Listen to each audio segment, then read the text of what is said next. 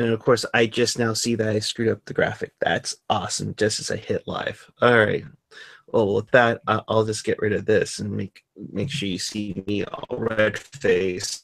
Good evening, everyone. It is Friday, December 15th, 2017, as the San Jose Sharks lose a tough one, 4-3 to the Vancouver Canucks. That's right. And I'm in charge of this program. Welcome to this edition of Teal Town After Dark. Rocket's already going to kill me already, I bet. To be a part of the show, use the hashtag TealTownUSA. You can also follow us on Twitter at TealTownUSA, along with our Facebook, Instagram, SoundCloud, and YouTube. With me tonight, the lovely and talented and quite accessorized Rocket Backhander.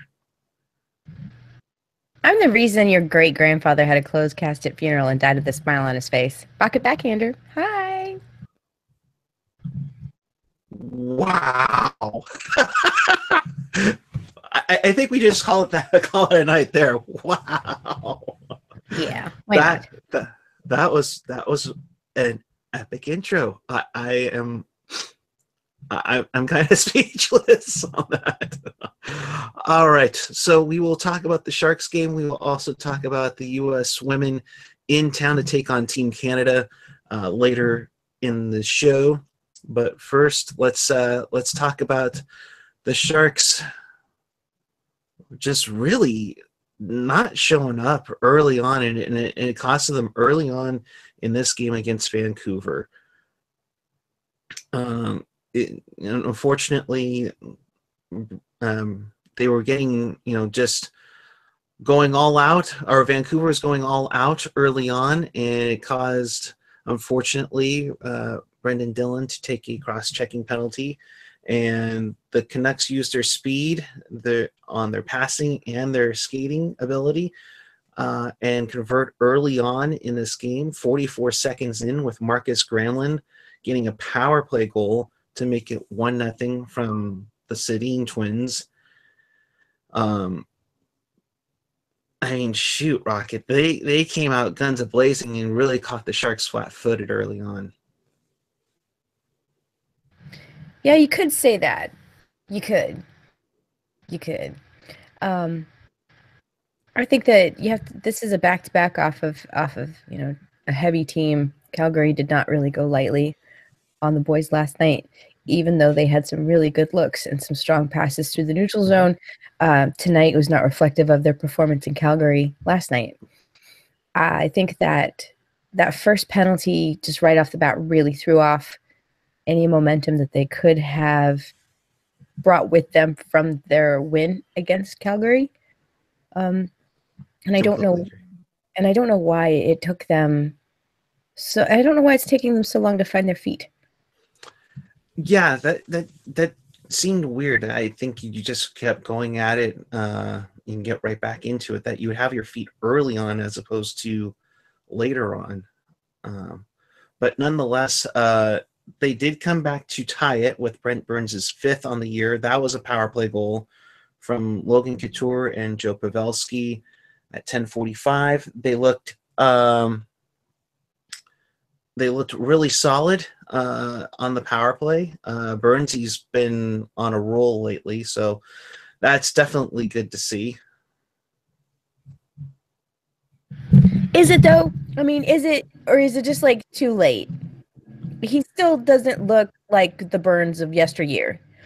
No, he doesn't. He still seems, I don't know, hesitant perhaps. Maybe he's nursing something. Yeah, it might be. Some of these guys must be banged up because they just, along with Jumbo and Pavs, they just, early on for sure, they didn't seem themselves this season. That's true. Especially Burns. He generally kind of seemed like he was maybe under the weather or something. I just don't. I contribute a lot of the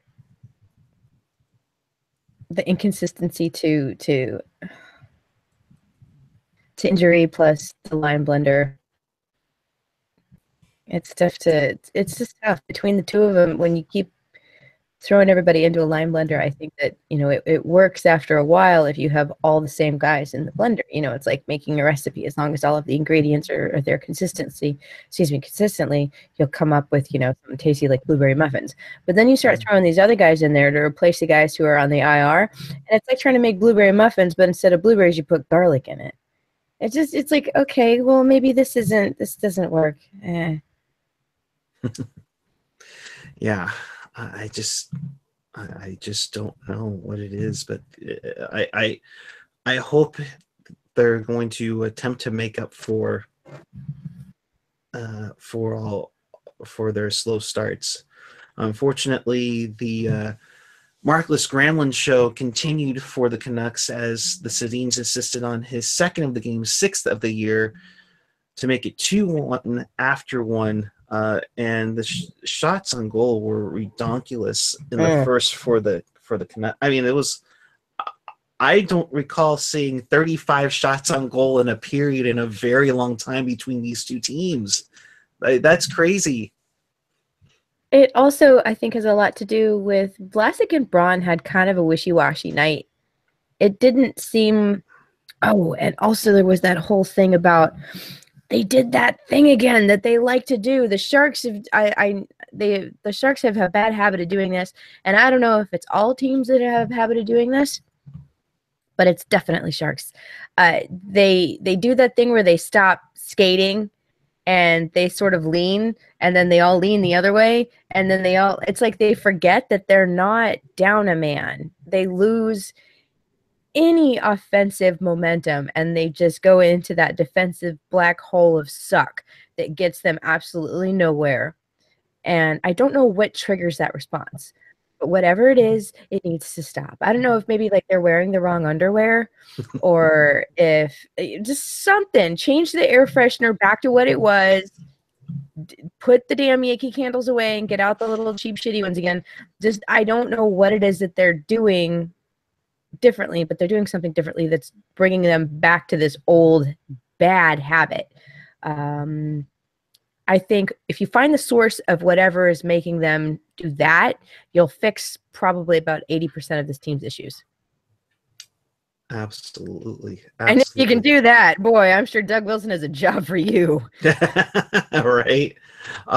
In the chat, Sleepy Mofo, I'm not making excuses. Okay, I am. They're playing the second game of back-to-backs.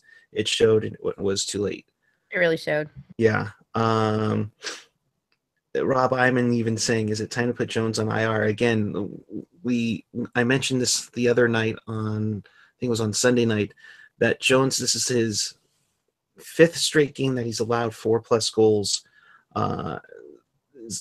Something's not right with him, speaking of potential injuries. But I thought he played a decent game because he dealt with 40 shots on goal and he had to make some remarkable saves throughout the night. I have to wonder if that whole like letting 5 in, I don't know how much you can really trust that statistic, because you really have to break down each of those 5 or more goals per game and figure out which ones you can genuinely attribute to a defensive breakdown, or if it was an easy shot that Jones should have had. Because I'm not going to sit here and pin every single shot that got let in on Jones, because the defensive core had a hand in this. So you really have to separate the two before you can be like, well, Jones has been letting them all in. No, he's had some help, or hasn't had any help, I guess, in this particular fashion. So that's kind of a misleading stat. It's tough to say. It just Rob Ivan saying it's starting to become a pattern. Yes, but we don't know what it is. I mean, Rocket, you do bring up a good point on that. The defense should be helping him out a little bit more, and the defense has been. I mean, what is this? The third time in the last few games that we've allowed 40 shots on goal. I mean, that's all right. Look, I'm gonna say this right now, and I'm speaking as the world's biggest Brendan Dillon fan. Okay, when you have a Norris Trophy winner and like one of the top shutdown defensive players in the NHL on the same team, and the guy in the third D pair, Brendan Dillon, gets most of the good looks and most of, I mean, you hear his name 3 times to every one time you hear Justin Braun. So if you realize, like, so you've got this kick-ass shutdown defensive guy, a Norris Trophy winner, and they're talking about how great Brendan Dillon is doing, maybe there's a problem with the people who aren't being talked about as much. No, and you know, I think AJ's has had some issues with Braun. Yeah, I mean, and we've been giving Dylan kudos throughout the season, you know, more so than anything. I mean, like you said before on previous shows, his skating's gotten a lot better. His positioning has been a lot better for that matter too. But yeah, I mean, it's, you can't point to Dylan. You can't point to, you know, not always one person. I mean, every defenseman's had a bad game this season, and it's been, you know, Vlasic and Braun have had those issues too. I more so than I think in seasons past. Maybe they really are missing Paul Martin. That's a very good point. And hopefully his rehab stint's been going very well. I think he had an assist last night with the Barracuda. So hurry back, Paul Martin, Burnsy Whisperer. Second period, moving onward. Brock Besser gets his 17th on the season, assisted by the Sedins. Yes, the Sedins had a 3-point night, a 3-assist night. This one was also on the power play goal to make it 3-1 Vancouver. Although late in the period, Marcus Sorensen gets his first on the year. Looks like it kind of deflected off of his skate. It wasn't a distinct kicking motion, so it counts from Braun and Yannick Hansen to make it 3-2 after 2. And it seemed like they were starting to get their legs now, which of all things, you know, it's usually the opposite on the back-to-back nights. Yeah, no, it definitely felt like they had a little bit more of a, like, that slow clap beginning during the second period. Like, they got their second wind and they were totally going for that whole Rudy comeback. It really felt very sentimental and very emotionally driven, which is great for teams who are frustrated, but I don't know if it really helped the Sharks in the long run. I mean, yes, it did, because it at least garnered them a point. Right. But is this a recipe for success? Is this something that they should practice and continue on and lean on to get them through the rest of the season? Hell no. Absolutely. I mean, you can't spot teams' leads and expect to bank on yourselves to come back. I mean, it's great that you're coming back to tying games. However, you can't do that. God damn it. Okay, so Pete DeBoer with an update on Logan Couture. DeBoer, no update on Couture. Speculation in the chat is that Couture may have a concussion, which, if true, is huge for the Sharks, and not in a good way. Massively huge. I mean, I think he's like the only player in double digits goal scoring. That's what happened in the third period, was a collision between him and Burmistrov. Burmistrov got 2 minutes for interference, and the Sharks couldn't capitalize on the power play there. But the worst part is that, yeah, Logan's out, your leading goal scorer. You know, pretty much the only megastar that's been consistently doing something all season, you know, was out for the majority of the third period.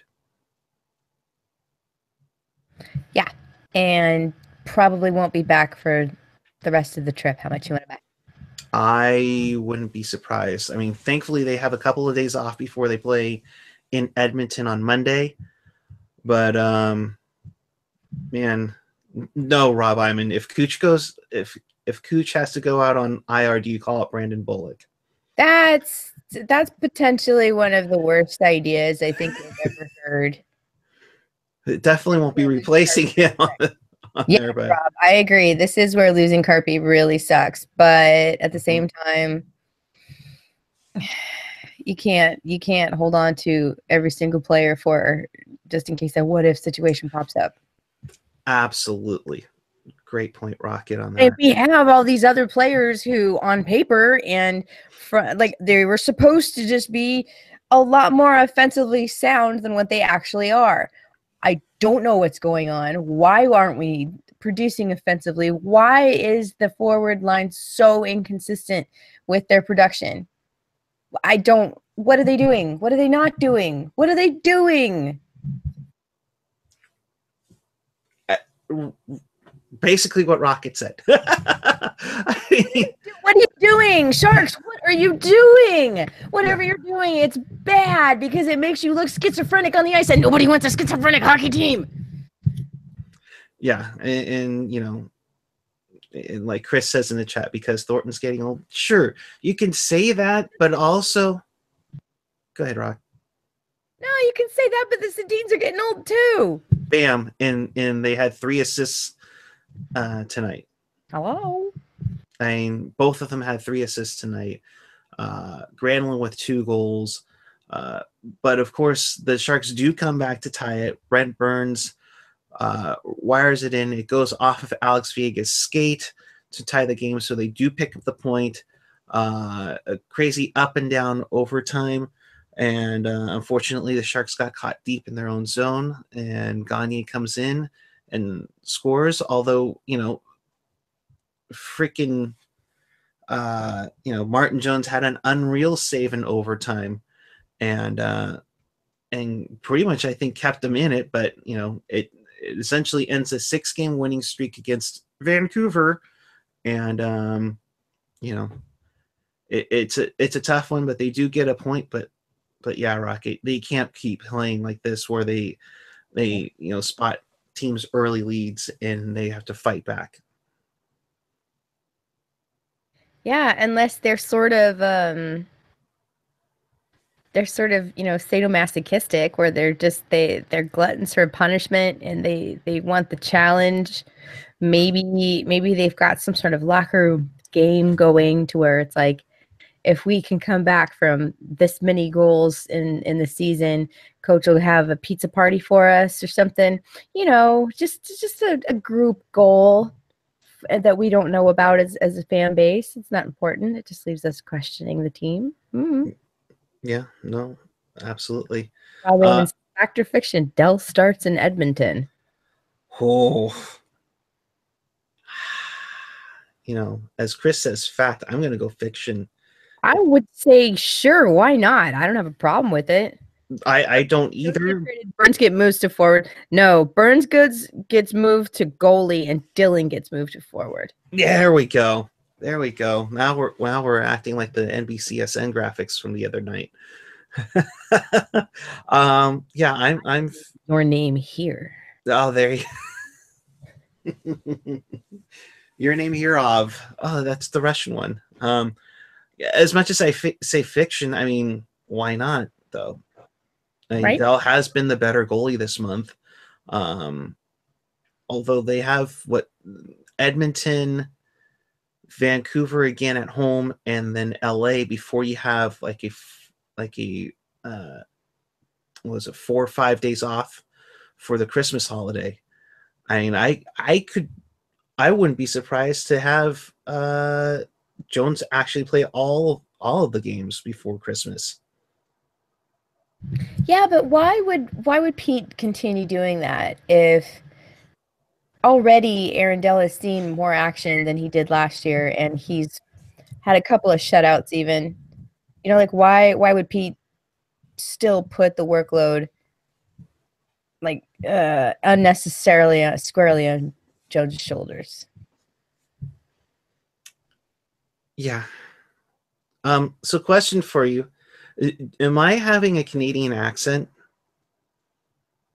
No, not really. Okay, I thought so. Puckmom's saying lose the Canadian accent. I'm like, I don't know what that's all about. But Yeah, I mean, here, I'll throw this out to you. Fact or fiction? Jones plays the last 3 games before the Christmas break. Fiction. Fiction? Okay. Yeah, because I think he starts in wherever they're playing next. Edmonton. Yeah. Yeah, so it's I can't see it, but I wouldn't be surprised if PDB goes for it. Chris in the chat says, I've been in Canada for the last week. Canadian accent on Eric is fiction. Fake news. Thank you there, Chris, for chiming in. There you go. Oh, geez. Anyways, looking at the stats here, and talking to our, what we'll call the Canucks insider, Matt Baker, our good friend Matt Baker, up in Vancouver. Nikolai Goldobin, he had 1 shot on goal, and I'll have you correct my pronunciation for Jake Virtanen. Also had a shot on goal tonight, played only 8:46 in the game. Let's see, but the Sedin's got 3 assists. Granlund with 2 goals. Time on ice, I'm kind of curious on for the Sharks. Heat and DeMello played about 11 minutes tonight. Oh. Interesting. And with the injury to Couture, no forward got less than 12 minutes. I mean, Logan was the second lowest behind Soren, or slightly above Sorensen's 12 minutes tonight. So that's interesting. But Jones, 32 saves on 34 shots. I'm sorry, 36 saves on 40 shots. Markstrom, 34 saves on 37 shots. Power play wise, Sharks go 1 for 4, Canucks go 2 for 3. So the penalty kills kind of stepped back a little bit here last couple of games or so. Doesn't it seem like we can't have it both ways as Sharks? Exactly. We can't have it both ways. Like, either the penalty kill is just hardcore lockdown, you can't get past it. It's no big deal. It causes absolutely no stress to anybody who watches the game. Or the penalty kill, or excuse me, the power play is just on fire. It's 2 out of 3. It's 7 out of 9. You know, it's all these ridiculous numbers. All they're great. But you can't ever have both. It's like, oh yeah, Sharks scored 3 power play goals last night and gave up 3 power play kills or penalty kill goals last night. Well, like, again, why? And if you know the answer why, Doug Wilson does a great job for you. And you should be a scout for him. Because seriously, come on. Jeez. Oh my goodness. You don't have mail. You will never have mail again. We're going to play taps at the end of the show and pour one out for our fallen homie AOL. Oh my gosh. Not AOL. I thought it was AOL Instant Messenger. Yeah, AOL Instant Messenger was shut down on today. However, I will say this. I was helping out a friend who actually was still using the AOL software. I kid you not. And they ended that service last week. So, wow. So the AOL mail and teaching this guy to freaking open up his email on a web browser. And no, Chris, it's actually somebody else. I don't have it. Oh, wow. Laurel wants to know where your little studio is located. It's in my living room, actually. It looks so comfy and Teal. I know. Thank you. Teal is awesome. Thank you. Yeah. Just like my friend who was in Canada last week, Chris, and my friend who bought a house in San Diego. Is this the same friend that has a problem with a bunch of wires? 40-year-old wiring. No. It's not. It's not Chris. It's not Chris. Uh-huh. But nonetheless, we like to welcome those of you who watch Brody and Kyle McLaren on NBC, NBC Sports California, to Teal Town After Dark. We do this after every game, so do us a favor, hit the subscribe button down below solely for the awesomeness of Rocket's look tonight. I mean, come on. Aw. Thank you. Like I told Eric earlier, it's $4 worth of fake flowers, $1 headband, and enough hot glue to seal up the whole state of Florida. Very nice. You look lovely as always, and lovely in teal. All right. With that, before we go around the league, we will talk about the game in San Jose tonight, where Team Canada beat the United States 3-1 to a good crowd, and according to Hockey Jerk, who was at the game tonight, the crowd was about the size of a Barracuda playoff game, which is nice to hear. Yeah. Hey, the camera's stuck on me, bud.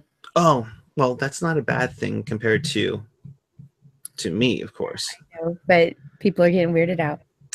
Oh, people, stop it.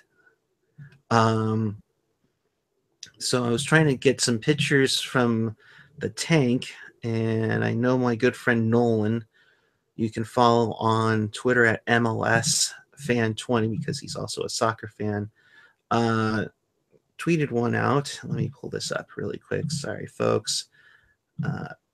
There we go. Yeah, it was a pretty decent crowd out there tonight, and the game was on NBCSN, and you definitely could hear the USA chants going. So to all those who went out there, I know our good friend Megan was out there as well, and Ruben, who's a constant watcher of our show. Way to represent Teal Town out there. It looked great out on TV. I mean, yeah, it wasn't a full building, but I mean, nonetheless, a good turnout, and hopefully this will be something that will frequent more often, especially on Olympic years. I hope so. I really enjoy the ice venue at SAP Center. I thought Barracuda games are always a good time there. Even though the venue is a little bit big for the AHL, it's still a sheet of ice, and there's beer and hot dogs and lots of great seats because they're all lower bowl. So you can't go wrong with that. So even when you get to see different kinds of hockey, not just the Sharks there, it's always real fun. Absolutely. In this game, you had, let's see where we got. No scoring after one period. The United States got on the board early. Brianna Decker with a power play goal from Hillary Knight and Kendall Coyne made it 1-0 early in the second, and then Team Canada took over, scoring 2 goals. Later in the second period, Haley Irwin and Sarah Nurse, who I believe, don't get me wrong, I believe she's related to Darnell Nurse. That's your game winner. And then Marie. Is Haley related to Matt Irwin? That's something we can look up, or unless somebody in the chat can tell us. But I don't think so, but you never know. And then Marie-Philippe Poulin, hopefully Janice will be happy with that pronunciation, got the final goal in the third period. That was early in the third. But nonetheless, the United States played a decent game, but they will have one more tune-up in Edmonton, of all places, on Sunday, the day before the Sharks play the Oilers. But nonetheless, good turnout. Great to see out here in San Jose that there was some pre-Olympic action, and I know we have the frickin' U.S. Figure Skating Championships coming up in like late February, late December, early January. So good turnout there. Great to see out in San Jose. So with that, let me check with the chat here. All right. Teal City Crew was at that game too. Yes, they had a whole section. I believe it was section 109. They were trying to get a TIFO going as well. So to Kurt and the Teal City Crew, kudos to you. Great to get people out there. I mean, I try to promote it as much as we can. But a lot going on. Yeah. Chris in the chat, no game before January is ever a must win unless you're deep out of the playoff picture. I don't know. You listen to Steve Davis LFR, and you would think that they've just completely tanked for whoever's next in the draft. No kidding. Okay, and like for Carolina, I think that game against the Sharks where they lost 5-4, that was a huge game for them, and to lose that was, what was potentially devastating for them. Sleepy Mofo basically saying what Rocket just echoed. Why can't Sharks fans have nice things? I don't know. Because we're overreactive and we're way too passionate, and we think that we have some sort of opinion that matters to anybody in that locker room, dude. Seriously. Like, we don't matter to them. We don't. We just do this for us. Yes. So that's why we can't have nice things. Because it's because we make it about us. That's why. There you go. Rocket Backhander with the analysis that you need. So make sure you hit the subscribe button down below because you need it. I am Mrs. Tough Love, Rocket Backhander. Mrs. Tough Love. Nice. Yeah, you have to be into tough love if you want to be a Sharks fan. Oh, this is what I've learned in the past. Oh, let's see. 14, 15, 15, 16, 16, 17. This is my year 4 as a Sharks fan. I had to think about that for a minute. God, it's been 4 years. Has it really? Wow. Yeah. And also, I'm going to echo Chris's sentiment in the chat. Smash the subscribe button. Wow. I need to isolate that. Me and AJ need to isolate that. Chris in the chat, Sharks, the BDSM of hockey fandom. Damn right. Damn right. Wow. You know. So, okay, so you know how they have like the hanky code where if you have like a white handkerchief in your pocket, you like giving, and if you have like a red handkerchief, you like receiving, and if you like a green one, you'll do other dirty stuff. It's like if you have a teal handkerchief, you just want somebody to run up to you, beat the crap out of you, kick you, and then steal all your money, and then scream, "Go Sharks!" as they run away. Yep. Good to know. I didn't know about the handkerchief thing. Yeah, look it up. Hanky code. Yeah, I'll have to do that. I think they made a brief resurgence in the form of silicone bracelets too, where they had different rainbow colored bracelets, and they were different things. If you wanted something from somebody, you would grab their bracelet and snap it off of them. Sort of like, coupon redemption sort of thing. No, I'll have to check that out for sure. So let's go around the NHL wraparound, and Felix, we are going to get to that in just a jiffy here, but let's take a look at the action on this Friday night. In Buffalo, the Hurricanes beat the Sabres in overtime 5-4. Eichel with a hat trick, although that wasn't enough for Carolina as they Cam Ward this bitch with Slavin getting the game winner 2:15 into overtime.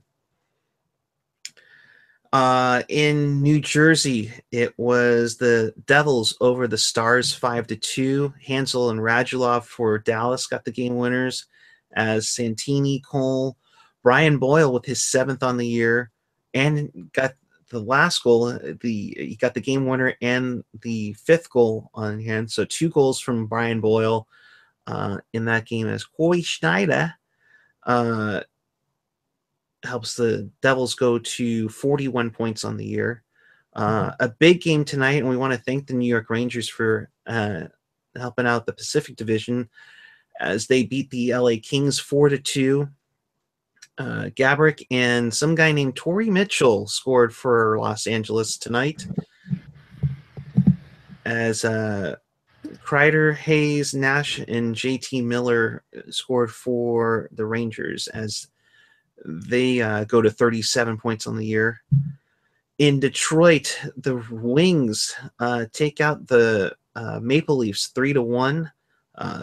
Borgman, the only goal scorer for Toronto, as the Kaiser, Daly, and Tatar, not tartar sauce, score for the Wings as the Wings get to 29 points on the campaign. And then, of course, the Sharks lose in overtime 4-3. So yeah, kind of a quiet night in the NHL for a Friday. Of course, as Felix mentioned in the chat, the big outdoor game on Saturday, late Saturday afternoon out here on the West Coast, but at 7 p.m. On the East Coast is the NHL 100 Classic featuring the Ottawa Senators and the Montreal Canadiens. And they did set up a rink outside Parliament Hill as the Senators had an open practice, which I thought this picture was so freaking cool.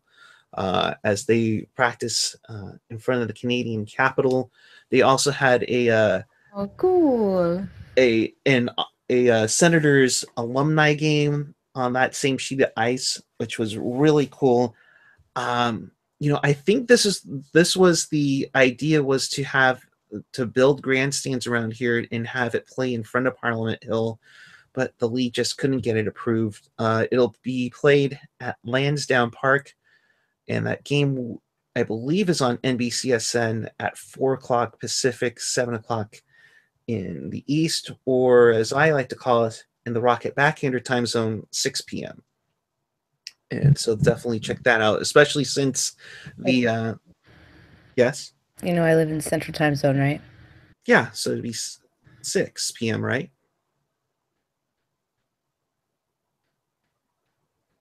Because if it's 6, so it's 4 p.m. for you? Yeah. Yeah. Yeah. Yeah. Okay. Yeah, we call it the Rocket Backhander time zone. Yep.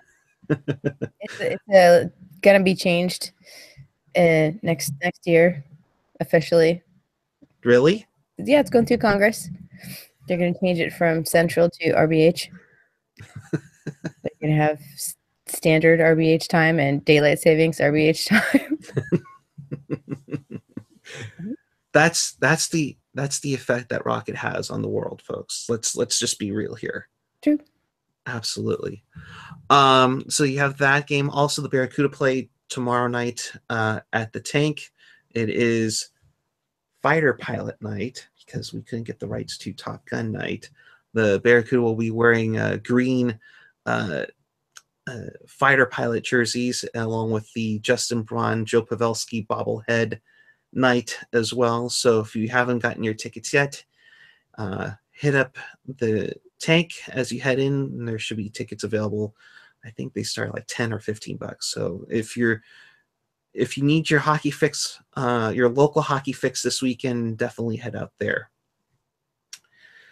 I think they should do a dapper night. A dapper night? Yeah, like Pucks and Tucks. You get like 10% off if you go buy or something. Gotcha. Yeah. That would be cool. I would see that. I've seen, not to compare it to like Disneyland, but I've seen Dapper Days. Thing. Yeah. Thing. That would be awesome. Yeah. That would actually be really cool to have in the tuxedo jerseys. Yeah. All the girls would love to wear all their cute little skirts and stuff too. I know they would. There you go. Yep. Why not? Why not? Get all fancy and everything. Connect with your fan base. Absolutely. Let's see. Let's go in the chat here. Percentage chance that freaking Erik Karlsson will be traded. 10 million a year, though. That's a difficult contract to take, but somebody is going to want him. Somebody's going to want to be able to pay him, like the Leafs or something like that. Yeah, and that's the thing, is that are the Ottawa Senators still going to be in Ottawa? I mean, the worst possible thing is to have an outdoor game and then have your owners like, I'm not sure if we'll be here much longer. It's like, yeah, that's not exactly the greatest way to promote an outdoor game. Yeah, but still, I mean, it was a lot of issues. He made some really good points about how, like, we were begging people to come see us in playoffs, and we were in the third round. And people were like, that's insulting to the fan base. Sorry, hello. No, it's not. Because if you remember, it was actually a big deal last year. It was a thing. There were huge swaths of empty seats in the lower bowl. And it was like, where are the Senators fans? It's tough to get to, blah, blah, blah. You know what? No, I'm sorry. If you're a fan, you get there. There are enough crazy ass people out there who are diehard enough to do that kind of thing. And if you can't find that sort of passion for your team that's in the third round of the Stanley Cup playoffs, maybe they don't exist. Yeah, and all of this coming the day before you're having an outdoor game in Ottawa to celebrate the NHL's first game that took place 100 years ago. Quickly to talk about this article from CTV News. On a weekend celebrating the game of hockey in the nation's capital, Ottawa Senators owner Eugene Melnyk put a damper on the festivities. And that's the last thing you want to do promotion-wise. And if I'm not Gary Bettman, you're like, what the hell are you doing? I mean, what the hell are you doing? We're here promoting the game. We're here to celebrate the history of this game, which started in Ottawa, and then Melnyk brought up the possibility of relocation and took a shot at fans and said a new downtown arena might never happen while speaking during the Senators alumni game on Parliament Hill. I mean, why? I mean, just shoot yourself in the foot? No, I'm sorry. I think that foot's already been cut off. I think that at that point you're just blatantly stating the obvious, which is basically like, yeah, we're out of here. Yeah, I mean, But he didn't say that though. He said they're not doing quote unquote great in Ottawa. They're doing okay, like financially wise. They're not bleeding so far out of their cooter that they want to up and move.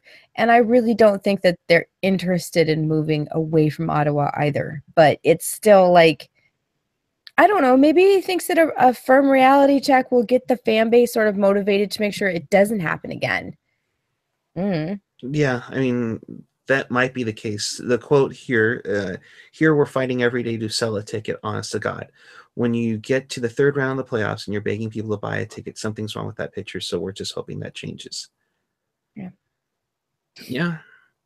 And that's the tough part. And with the salary cap projected to go almost as high as 82 million next year, the owner's saying he's running out of ideas and on a shoestring budget. And that's tough to see in Ottawa, because they've had some good teams. I just hope they get the support. They had a good team last year. I mean, they were one goal away from playing in the Cup final. Indeed. Yeah. So, but nonetheless, we will be back with you on Monday night following the Sharks and Oilers, the playoff rematch. What do you expect from that game, Rocket? That should be quite an interesting one. Oh, I think Todd. I think this is going to be the battle of the garbage fires. Insofar as coaching goes, like Pete is gonna not do well, and Todd is gonna not do well, and everybody on the ice, I think, will have a great game, but the coaching, I think, is gonna go sideways. That's absolutely interesting, and I'm surprised that they haven't stopped video recording morning skates or practices, because Todd just rips into the team. But we've seen that from Todd before, especially down here in San Jose. But Sleepy Mofo says, Oilers will find their game and turn their season around when they play the Sharks. No, because they would have already. Yeah, that's true. Both coaches are fired after the game. The end. Steve. Yeah, Nice. and bring back Drew Menda Oh God. for both teams. He's the color analyst for both the Oilers and the Sharks. Yes. Yes. Oh gosh. Oh gosh, Bart to Berryessa will make a huge difference. Direct transfer to light rail. Yeah. In regards to the Sharks, yes. Once Bart gets hopefully to Berryessa or Diridon, that'll help out big time. I'll say this. I'll take Bart from Concord to get to the game. That'll be very cool. So.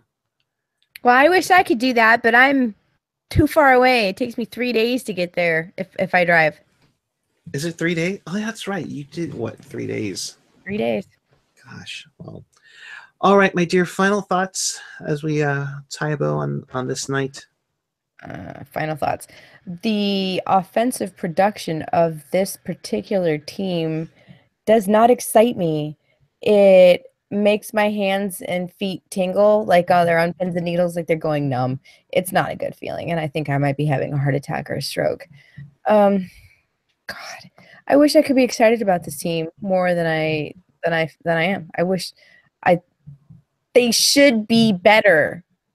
I don't know what they're doing wrong. Change their underwear or something. I don't know. They should be better. I don't know why they're not. Maybe they need to wash the lucky underwear now. Maybe it's not lucky anymore. Yeah. All right. Well, tell the people where they can find you and all that fun stuff. All right. My name is Rocket Backhander, kids. You can find me on Twitter talking about hockey, Teal, glue guns being gateway drugs, yeah, kind of stuff. It's capital R, capital B, little Ackhander 76, or you can find me on Instagram taking lovely photographs of the beautiful city of Nashville.